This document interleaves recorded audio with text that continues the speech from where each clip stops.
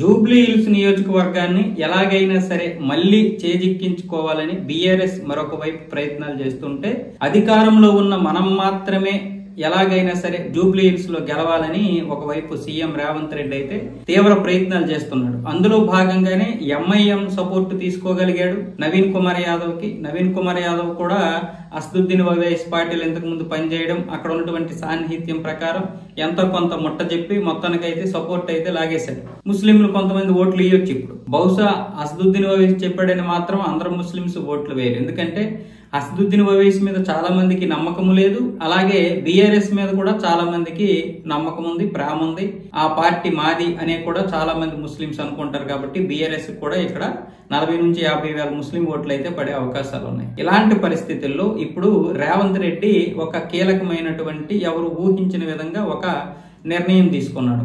బహుశా అది ఊహించవచ్చు, ఊహించకపోవచ్చు. ఇదేంటంటే అమీర్పేట్ సర్కిల్లో తెలుగుదేశం వ్యవస్థాపకుడు ఎన్టీఆర్ విగ్రహం మేము స్థాపిస్తాము, కాబట్టి టీడీపీ కార్యకర్తలు మరొక్కసారి పునరాలోచించుకోవాలి. విగ్రహం పెట్టడం మాత్రమే కాదు, అక్కడ ఎన్టీఆర్ మార్గును కూడా తీసేయడానికి ప్లాన్ చేసినటువంటి వారు, అలాగే చంద్రబాబు నాయుడు అరెస్ట్ అయితే ఆ అరెస్ట్ యొక్క నిరసనలు కూడా తెలపకుండా అనేక విధాలుగా కట్టుదిట్టమైనటువంటి ఏర్పాట్లు చేసినటువంటి వారికి ఓట్లు వేయడానికి సిద్ధపడ్డారంటే మరొకసారి ఆలోచించుకోండి.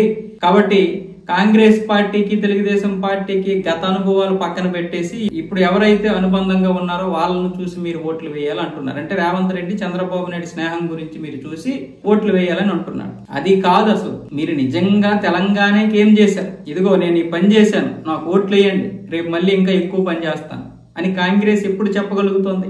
ఓట్లు వేసిన తర్వాత, జూబ్లీ హిల్స్ నియోజకవర్గం గెలిచిన తర్వాత ఈ రేవంత్ రెడ్డి ఆ విగ్రహం పెడితే ఏంటి, పెట్టకపోతే ఏంటి?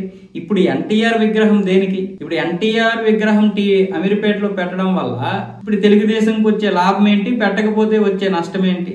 ఇప్పుడు అక్కడ తెలుగు ప్రజలు ఇక్కడ ఆంధ్రప్రదేశ్ లో కూడా ఎన్టీఆర్ విగ్రహం పెట్టాలని కోరుకోవడం లేదు. ఎందుకంటే ఆయనకున్న పేరు ఆయనకు ఉంది, పోవాల్సిన పేరు పోయింది. ఉండాల్సిన పేరు ఉంది, పోవాల్సిన పేరు పోయింది. ఆయనకి తరిగేది లేదు, ఒరిగేది లేదు. కాబట్టి ఇప్పుడు అక్కడ ఆయన విగ్రహం పెడతాము అని ఇలాంటి ఆకర్షించే పనులు కాకుండా కాంగ్రెస్ ఏం చేసింది? బీఆర్ఎస్ మీద కోపంతో మీకు ఓట్లు వేస్తే మీరేం చేశారు ఈ 2 సంవత్సరాల కాలంలో? అది చెప్పండి ప్రజలకి. మేము ఇది చేసాం, ఇది చెయ్యాలనుకుంటున్నాం అని చెప్పాలి. మీ కాంగ్రెస్ పార్టీ నిజంగా మీకు అంత ప్రేమ ఉంటే శంషాబాద్ ఇంటర్నేషనల్ ఎయిర్పోర్ట్ కి ఎన్టీఆర్ పేరు పెడితే మీరు మళ్ళీ దాన్ని రాజీవ్ గాంధీ ఇంటర్నేషనల్ ఎయిర్పోర్ట్ అని పేరు పెట్టారు మీ రాజశేఖర్ రెడ్డి. దానికి నిజంగా చిత్తశుద్ధి ఉంటే మీరు దానికి పేరు మార్చండి. ఎన్టీఆర్ పేరు పాతదే కాబట్టి ఆ పేరు ఉంటుంది. మీకు నిజంగా అన్ని మతాలు సమానమే అనుకుంటే మీరు నిజంగా హిందువుల్ని సమానంగా చూడండి, హిందువులకి ఏదైనా న్యాయం చేయండి. హైదరాబాద్ పేరుని భాగ్యనగరంగా మార్చండి. ఏదో ఒక ఉపయోగం ఉంటది, మన పేరు మనం పిలుచుకున్నట్టు ఉంటది. దేనిగా విగ్రహాలు? ఇక్కడ చంద్రబాబు నాయుడే పెట్టడు ఎన్టీఆర్ విగ్రహాలు. అసలు ఈ రాజకీయ నాయకుల విగ్రహాలు, వ్యాపారవేత్తల విగ్రహాలు, సినిమా వాళ్ళ విగ్రహాలు వద్దు.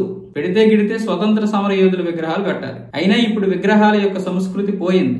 ఆ విగ్రహాలు వద్దనే అనుకుంటున్నారు అందరూ. కాబట్టి మీరు ఇప్పుడు అంబేద్కర్ లాంటి మహాన్నతమైనటువంటి వ్యక్తుల యొక్క విగ్రహాలు పెడుతున్నారు, కానీ ఆయన యొక్క సిద్ధాంతాలు ఎవరు ఫాలో అవుతున్నారు? ఆ సిద్ధాంతాలు ఫాలో అయితే ఆయన విగ్రహాలు పెట్టాల్సిన అవసరం లేదు. అంతేగాని ఇప్పుడు విగ్రహాలు పెట్టేసి విగ్రహ రాజకీయాలు ఇంకొద్దు. ఇవన్నీ వేస్ట్ ముచ్చట్లు.